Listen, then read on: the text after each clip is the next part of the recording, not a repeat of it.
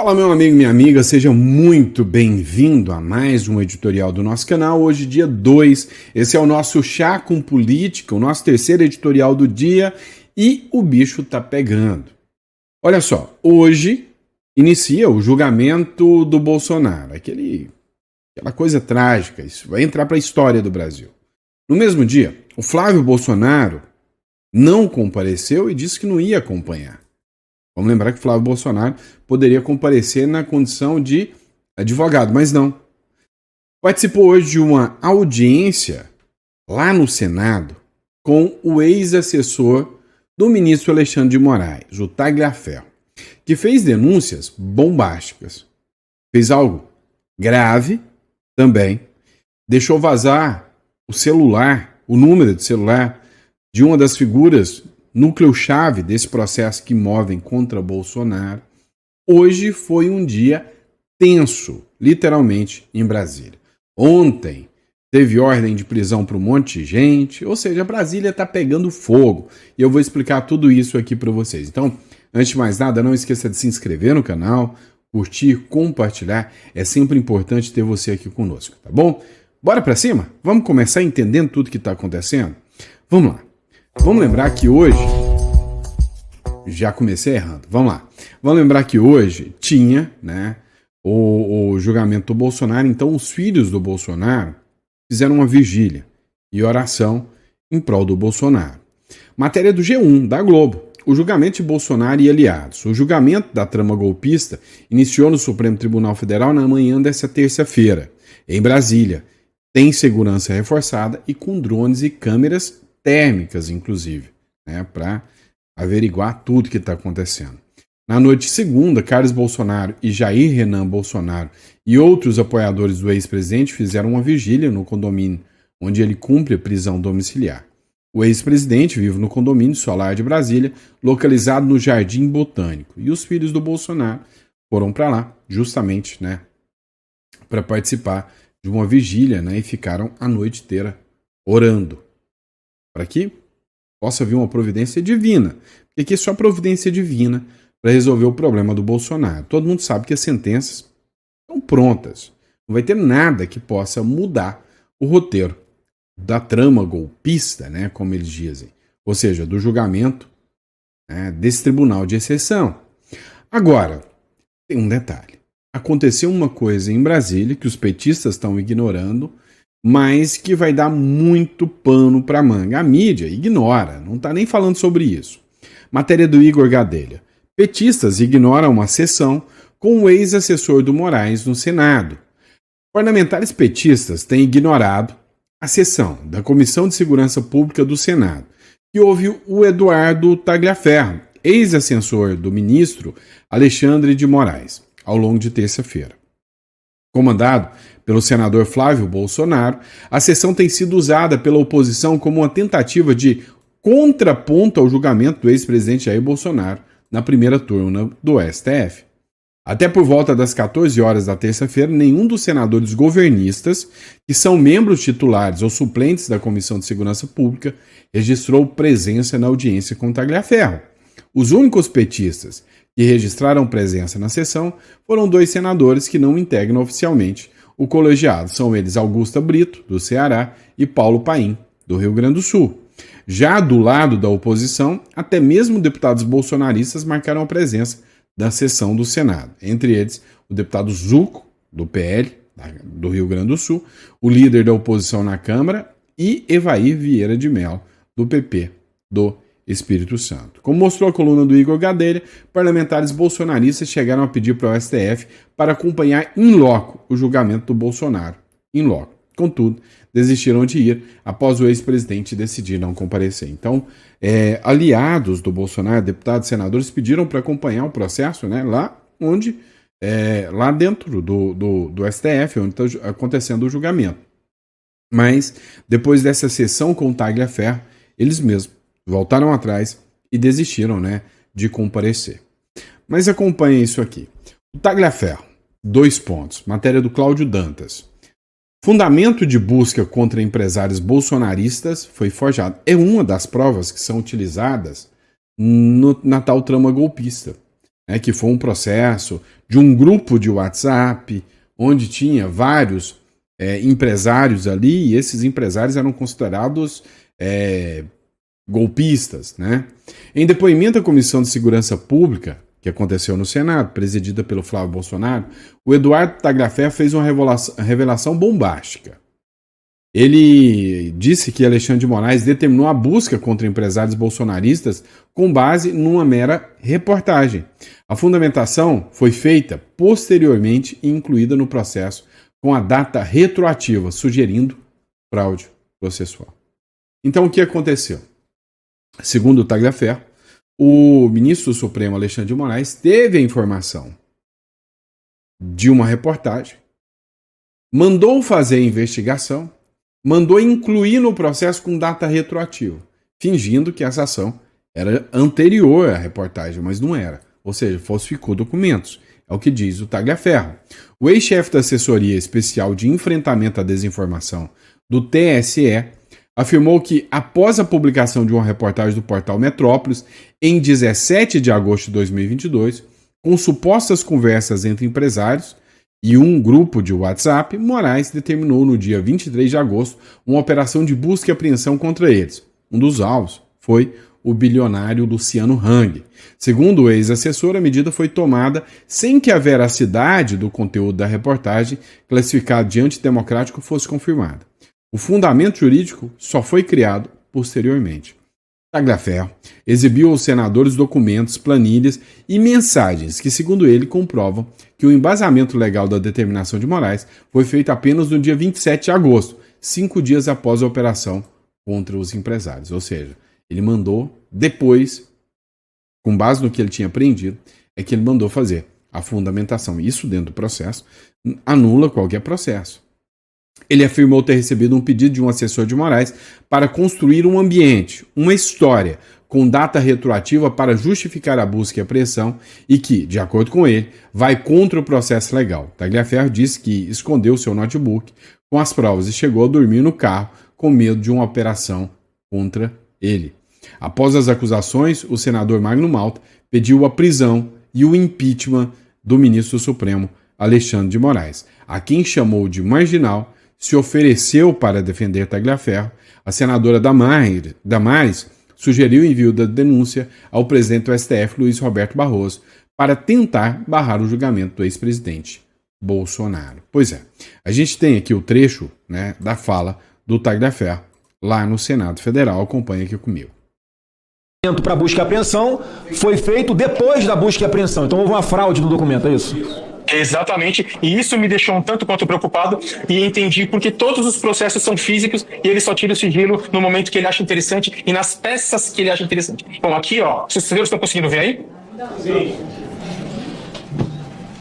Estão conseguindo ver? Sim, sim. Eu ter uma... Sim, pode prosseguir. Tá. Bom, isso aqui eu fiz um PDF super simples, até mesmo porque isso seria a matéria da CNN e ela se recusou a fazer, tá? Ela me enrolou por quase 2 meses e se recusou a fazer. Então aqui mostra, na data, tá? Na data aqui em que aconteceu a matéria do Amado, o link dessa data, tá? E aqui o pedido de Alexandre de Moraes de 19 de agosto, né? Onde ele vai lá e ele fala o que precisa fazer. Bom, aqui tem tudo. A matéria jornalística, do dia que ele fala, que foi no dia 23/8 de 2022, né, que está bem aqui, que aconteceu a busca e apreensão. Porém, se os senhores observarem, os relatórios datam todo o material que a mim foi passado para montar aquela farsa é do dia 26, 27 e 28 de agosto. Está aqui, tudo preservado, tudo periciado, mostrando que não teve qualquer adulteração ou manipulação da minha parte. Então isso aqui é só um ilustrativo, eu vou mostrar o arquivo agora, tá? Tá aqui, ó. Ó, mapas mentais, se os senhores olharem, esse mapa aqui foi o mapa, não sei se os senhores se recordam, foi o mapa que estava no processo, foi um mapa mental feito por mim, nesse dia aqui, ó, 29 de agosto de 2022. O que é mapa mental? Só para que a gente possa entender. Tá, mapa mental é um organograma ilustrativo para que as pessoas entendam os relacionamentos que, tipo, sei lá, às vezes pode ser usado para processo, pode ser usado para coisas de informática, onde a gente consiga, só de bater o olho, entender quem é o personagem e qual o relacionamento dele com história, entendeu? Então, se o senhor olhar aqui, ó, você vai ver que esse mapa mental, onde relacionava como foco principal esse é o Alan? Santos, exatamente, o Alan dos Santos, e ele relacionando aqui com o Custer, com o Salomão, com o Portela, com o Enzo Momenti, com o Bezerra, com o Rafael Moreno, bom, todos os personagens, até chegar onde ao financiamento suposto por Luciano Hang, entendeu? Protorque e tudo, onde colocaram os 10 caminhões, desculpa, na frente do Supremo Tribunal Federal. Esse documento que foi apresentado por Alexandre de Moraes, quando ele tirou o sigilo, para justificar que existia uma investigação preliminar e que toda a busca e apreensão não foi lastreada somente no do Amado, para ele se justificar e não ficar tão ruim, foi confeccionado por mim, a pedido de Ayrton Vieira. O fundamento para busca e apreensão foi feito depois da busca e apreensão. Então houve uma fraude no documento, é isso? Exatamente, e isso me deixou... E aí ele confirma, é exatamente isso, né? Você viu que eu deixei passar aí de novo o início do vídeo. Agora, com base nessas informações, né, com base em fraude processual, a oposição pediu, né, que o julgamento Bolsonaro seja anulado. Olha só, o Coronel Zucco, ele apresentou o seguinte: é grave, compartilhem, o julgamento de Bolsonaro tem que parar agora. E aí, ele postou este vídeo aqui, né, nas suas redes sociais. Sugiro a Vossa Excelência, de forma emergencial, que a gente chame não só uma coletiva de imprensa, mas temos juristas capacitados para montar uma peça, entregar em mãos ao ministro André Mendonça, que hoje é um relator. Nós podemos hoje mostrar para o Brasil os crimes que estão sendo cometidos.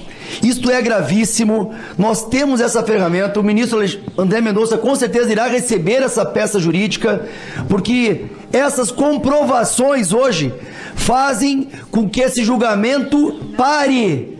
Esse julgamento não pode continuar. Nós temos que mostrar para o Brasil e para o mundo as provas materializadas do modus operandi de um gabinete paralelo. A vaza-toga é uma realidade e temos como comprovar. Por isso, senhor presidente, eu peço que seja marcada uma coletiva de imprensa e a entrega por esses senadores e deputados de oposição para o ministro André Mendonça. Precisamos mostrar o que está sendo colocado aqui. Era isso, senhor presidente. Obrigado, deputado Zucco. Eu vou, como sugerido aqui pela... Eu sugiro a você... Vamos lá. Eu preciso que vocês entendam um ponto jurídico, estratégico dessa situação aqui. Ele citou em enviar a documentação para o André Mendonça, tá? Justamente para o André Mendonça. Por que André Mendonça? Isso você vai entender, tá? Fica até o final desse editorial. Eu vou te explicar por que ele falou direto em destinar isso ao André Mendonça. Essa publicação aqui é da Damares, foi republicada pelo Leandro Ruschel, que escreveu o seguinte: a senadora Damares pede a suspensão do julgamento de Bolsonaro após ex-assessor do TSE apresentar acusações de fraude processual no caso da busca e apreensão contra empresários acusados de tentativa de golpe por conversas privadas em grupo de WhatsApp em depoimento na Comissão de Segurança Pública do Senado. Escuta só isso aqui. Aquele julgamento está contaminado, as provas estão contaminadas. Qualquer estudante de direito sabe que tem que interromper aquele julgamento hoje. Chega, gente. Olha só, as provas estão aí. Eu sou militante de direitos humanos há mais de 35 anos. O que nós estamos vendo aqui é uma grande violação de direitos humanos. Pessoas foram acusadas, busca e apreensões foram feitas. A comprovação da caça. Pessoas foram presas com provas falsas, provas forjadas por um magistrado. Esse magistrado tinha que ser preso hoje. E o ministro Barroso, olha, vou dizer uma coisa, eu tenho diferenças com Barroso, mas ele é um jurista sério. Ele teria que interromper esse julgamento hoje. O Brasil precisa ver o que nós estamos vendo aqui. Barroso tem que ter acesso a esse material hoje e tem que tomar uma providência, e o Davi Alcolumbre também. Que raio de Senado nós somos, depois de tudo isso aqui, a gente não fizer nada ainda hoje. Tá aqui a minha indignação. Olha, cá entre nós, eu não sei, vocês vão me chamar de chato, mas eu não concordo com a Damares, não, né? Do ponto de que vão tomar providência, que o Barroso vai tomar alguma providência, eu cá entre nós não acredito muito nisso, não. O Zé Trovão também publicou, né, um trecho aqui da matéria dizendo, ó, bomba, Tagliaferro entrega tudo e pede suspensão do processo de Bolsonaro. Escuta só. Lembrando que, segundo a matéria, né, do jornalista Dantas, foi feito o pedido de prisão do Alexandre de Moraes por aquela comissão do Senado. Vamos estar acompanhando isso aí. Pessoal, Tagliaferro acabou de soltar uma bomba, mas uma bomba das maiores do mundo. A gente já imaginava, já tinha convicção de que todo julgamento do Bolsonaro era improcedente, ilegal e cheio de provas arrumadas, criminosas, provas contaminadas. Mas o Tagliaferro acabou de confirmar isso. Presta atenção no vídeo dele aí. E nós estamos indo agora para o Senado, onde juntos entraremos com uma ação para suspensão imediata desse julgamento, porque esse julgamento não pode acontecer. Todas as provas estão contaminadas. Alexandre de Moraes cometeu crimes. É só uma dúvida aqui. Esses pedidos informais aí, fora do processo, senhor Tagliaferro, havia pedidos também para incluir parlamentares nessas investigações? Olha, o que, assim, eu não sei te precisar ou falar muito bem sobre isso, porque já tem um tempo. Eu sei que a família Bolsonaro era foco de observação dele, Alan dos Santos, Constantino, Figueiredo, Zambelli, Zé Trovão. Olha, eu vou dizer uma coisa que eu já falei pro Alan dos Santos. A minha vida se tornou um pesadelo. Pois é, mais um absurdo. E aí, teve um momento, né, que o Tagliaferro, eu não vou colocar aqui, óbvio, né, mas o Tagliaferro, ele apresenta as provas e ele mostra um trecho da conversa dele com o Procurador-Geral da República, PGR. E aí ele mostra na tela, e aí ele apresenta o telefone do Paulo Gonet e deixa vazar o telefone do Paulo Gonet, que viraliza na internet, né, e está viralizando em vários grupos aí, né, o telefone do Paulo Gonet. Pessoal, se chegou até você algum vídeo desse, não faça nada, não mande mensagens, você pode ter sérios problemas se isso acontecer, e eu tô aqui para estar com vocês e proteger vocês. A gente já viu gente aí sendo preso por muito menos, então toma cuidado com isso. Agora, por que eu disse do André Mendonça, e eu falei sobre o André Mendonça, da importância do André Mendonça nesse caso? Foi apresentado um processo de um dos réus, cujo relator sorteado foi o André Mendonça. E que ainda está na mão do André Mendonça. Isso faz do André Mendonça aquilo que a gente chama de juiz prevento. O que é juiz prevento? Se ele já está julgando um caso semelhante, eu posso distribuir o processo para ele. E o pedido de anulação do processo pode cair na mão dele. Já tem um pedido de anulação da delação do Mauro Cid para o André Mendonça. Agora pode cair um pedido de suspensão do processo e um pedido de prisão do Alexandre de Moraes em virtude desse processo. Vocês já pensaram que loucura que seria se o André Mendonça resolve chutar o balde, peitar a paradinha toda e falar, quer saber? Vou mandar prender, quer saber? Vou mandar suspender porque as provas aqui são irrefutáveis, né? Já parou para pensar se isso acontece?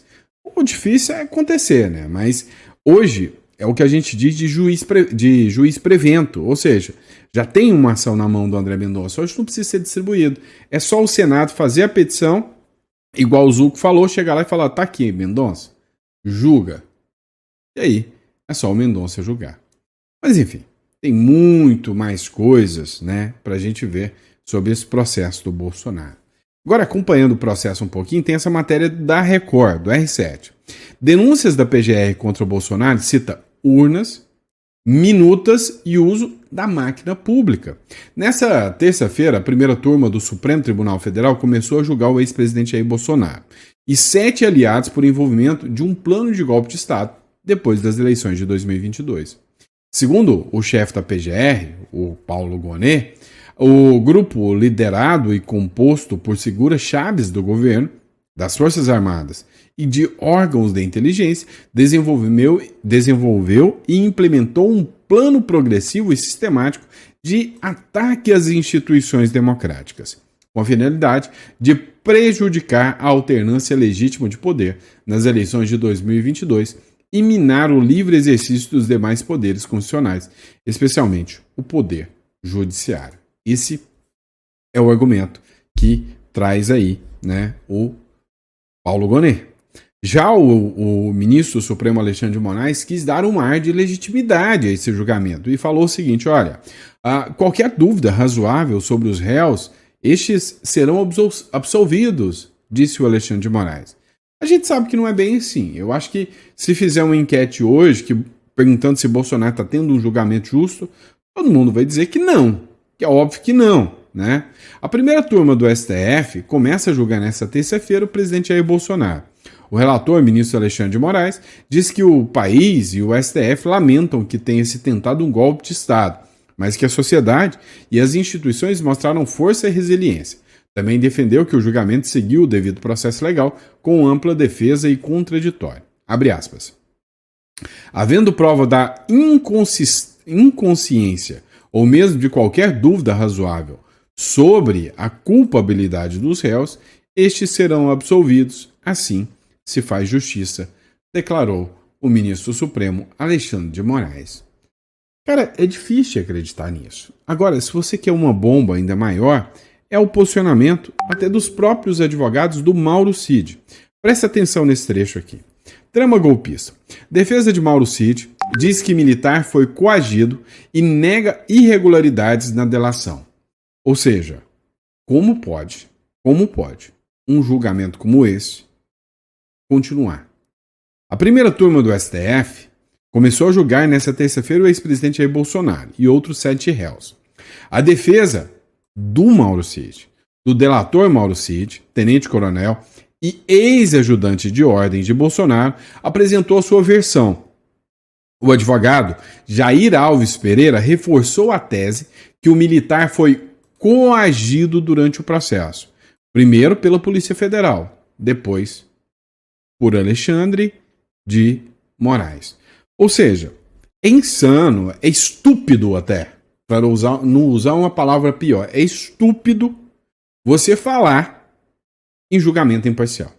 É estúpido até você falar que Flávio Dino e Alexandre de Moraes são figuras imparciais nesse processo. Ontem, o Walter Maierovitch, esquerdista da UOL, ex-juiz, então óbvio que ele tem um vasto conhecimento jurídico, ele falou o seguinte: olha, não tem como. O Flávio Dino chegou a processar o Bolsonaro. Então ele é um inimigo, pessoal, por injúria.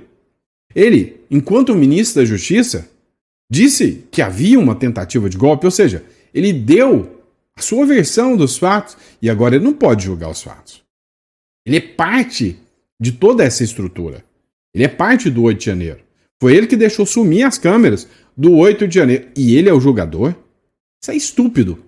É ridículo. É risível essa situação.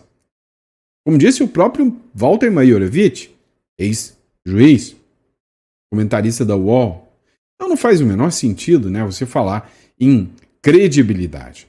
Agora, fica mais estúpido ainda quando você chega num disparate, num absurdo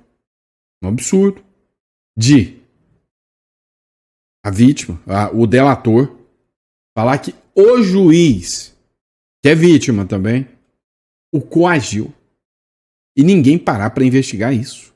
E ninguém abriu uma sindicância sobre isso. É porque o Brasil já perdeu a seriedade, mas há muito tempo mesmo. Num país sério, isso não é possível. Certo? Então, a grande bomba dessa história toda é, primeiro, nós temos uma vaza-toga, que a mídia, ou a justiça, ou as instituições democráticas evitaram analisar.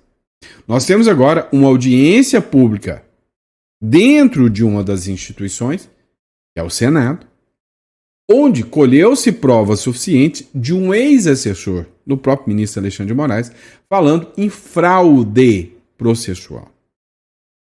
Nós temos o advogado do delator declarando: o delator foi coagido pelo juiz, inquisidor, vítima do caso. Um processo desse vai entrar para a história como o maior erro judiciário que o Brasil já teve. Vai entrar para a história.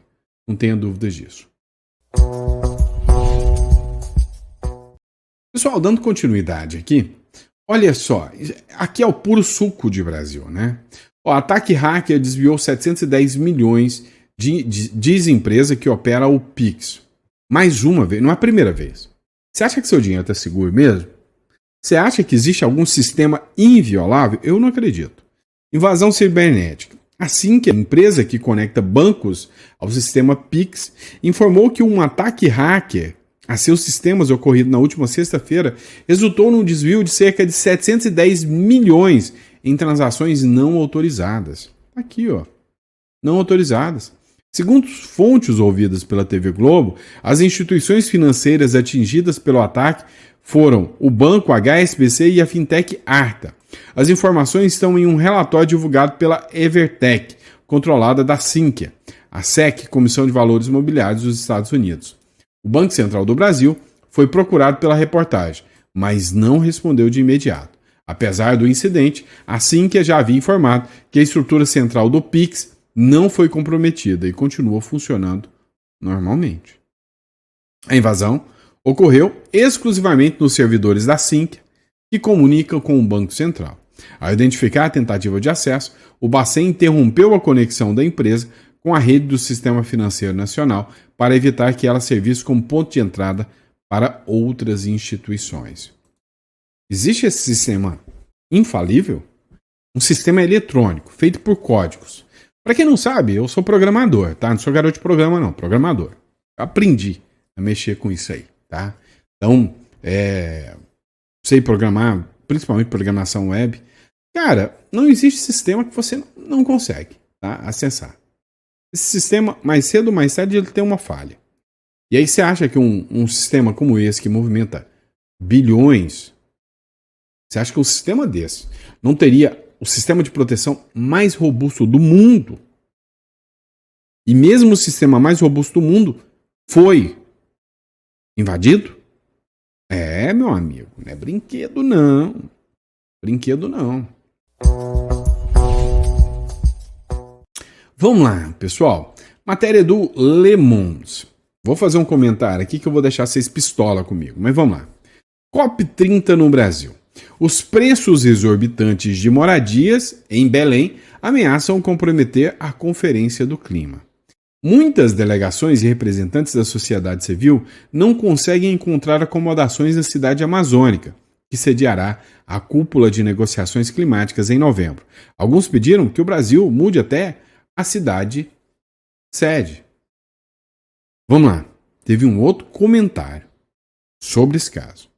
Este não é apenas um problema logístico, é uma loucura, é um insulto, disse Juan Carlos Monterrey Gomes, chefe da delegação do Panamá para negociações ambientais. Não escondeu sua raiva e exasperação após uma reunião com a presidência brasileira da COP30, no final de agosto, diz matéria do jornal francês Le Monde sobre a COP30.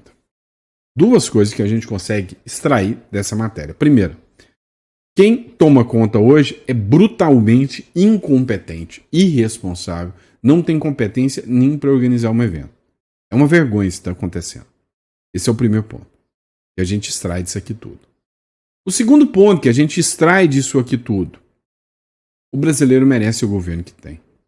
Porque é o seguinte, o brasileiro que consegue pegar uma diária que costuma cobrar de 170 a 300 reais lá na COP30 e consegue ter a cara de pau de cobrar 7, 8, 12, 15, 18 mil, é porque é muito mau caráter.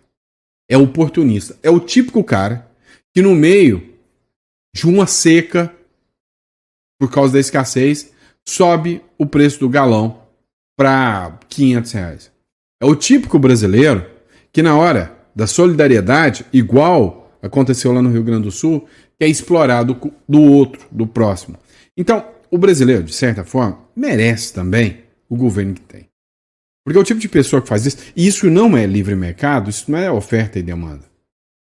Isso é abuso, é absurdo, é ilegalidade. né? É explorar do próximo.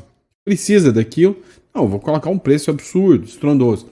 Esse é um mal do brasileiro. É um mal do caramba que me faz pensar, né? Sem sombra de dúvidas, que o brasileiro merece o governo que tem.